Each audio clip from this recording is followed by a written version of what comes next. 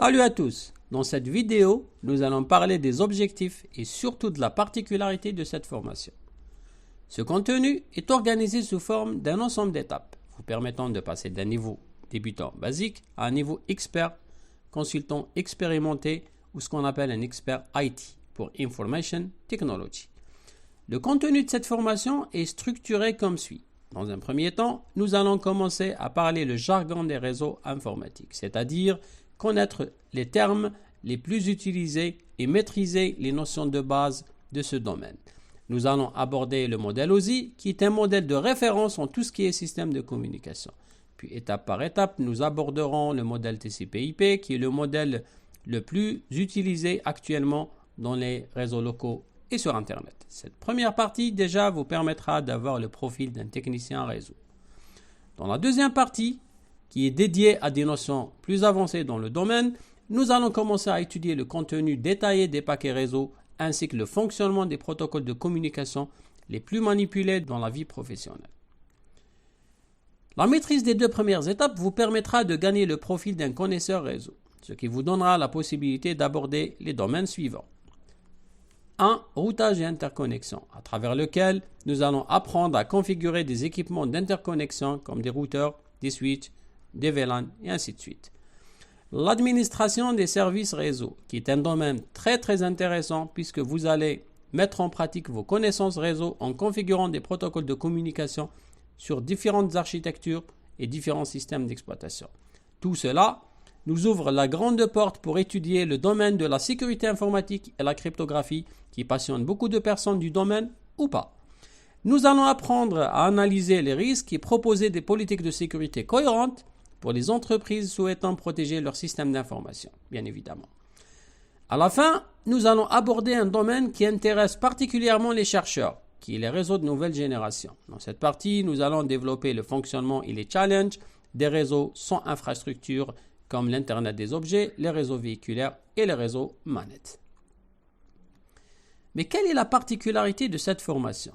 C'est-à-dire, pourquoi cette formation et pas une autre? C'est vrai que beaucoup de formations sont proposées ailleurs, dans des écoles privées ou à travers des sites Internet. Mais, beaucoup de problèmes se posent. Premièrement, ces formations sont très chères, surtout pour des étudiants qui n'ont pas de financement dans la plupart des cas de ce genre d'activité. Ajoutez à cela le support de formation fourni qui est sur des centaines de pages. En essayant de s'auto-former, vous allez voir qu'il existe une multitude de sources qui proposent ce domaine de manière différente, ce qui rend difficile la sélection de la bonne documentation en crédibilité ou en contenu. Sans oublier l'ennui de la partie théorique qui risque de vous faire plonger dans des imaginations et des issues sans fin. Soyons un peu positifs. Ne vous inquiétez pas, la solution est là. Je vous propose principalement un contenu avec un minimum de théorie, c'est-à-dire n'aborder que le strict nécessaire pour mieux diagnostiquer les différentes anomalies rencontrées par des administrateurs systèmes et réseaux. Deuxièmement, mon but essentiel à travers ces formations est de partager ma formation, mes certifications et surtout mon expérience professionnelle avec vous. Cela en vous proposant des exercices inspirés de problématiques réelles que j'ai vécues personnellement durant mes activités de consultant. Ces vidéos sont destinées au profil suivant. Premièrement, toute personne passionnée par le domaine des réseaux et de la sécurité informatique. Les étudiants de licence et master en informatique et télécommunications. Ça peut leur servir aussi comme atout pour des candidatures à des formations à l'étranger. Et surtout pour préparer des certifications en Cisco, CCNA, ICND, Lead Auditor, Ethical Hacker, ISO 27001 et ainsi de suite.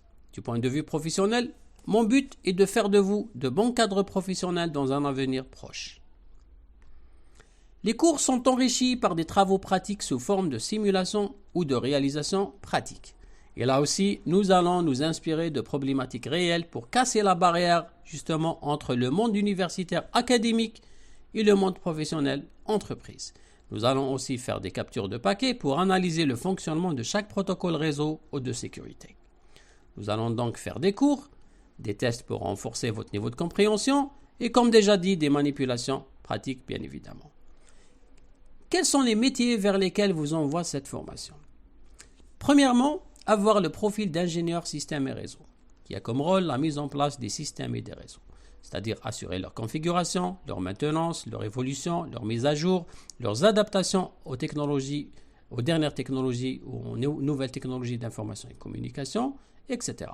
Au-delà d'une entreprise à 500 salariés, cette fonction est séparée entre un ingénieur système à part et un ingénieur réseau à part, c'est-à-dire ce poste est occupé par 2 personnes différentes au minimum. En matière de salaire, un ingénieur système et réseau gagne entre 4 200 et 5 500 euros bruts par mois, ce qui fait une moyenne de 4 900 euros par mois. C'est un salaire intéressant pour un profil très intéressant. Le deuxième métier vers lequel je vous envoie à travers ces formations, c'est d'être responsable de la sécurité des systèmes d'information. Étant débutant, son salaire peut aller jusqu'à 3 000 euros par mois, mais avec un certain nombre d'années d'expérience, il peut aller jusqu'à 6 000 euros par mois. Ça, c'est un poste, c'est-à-dire c'est une personne qui travaille dans une entreprise, qui a un salaire et ainsi de suite. Mais si vous voulez travailler pour votre propre compte, étant expert consultant, là, vous allez éditer des factures qui peuvent aller jusqu'à 600 euros la journée, voire 18 000 euros par mois, ce qui fait un métier très, très intéressant. Je vais vous demander comme conseil déjà de me supporter, car des fois je suis obligé de répéter plusieurs fois quelques concepts difficiles à comprendre, mais au final c'est en votre intérêt. Il ne faut jamais abandonner quelle que soit la raison, car tôt ou tard vous allez tout comprendre. Enfin, il faut revoir plusieurs fois les vidéos si nécessaire afin de mieux maîtriser le domaine. Si vous êtes intéressé et prêt à commencer, prenez le premier avion, abonnez-vous à la chaîne et rejoignez-moi.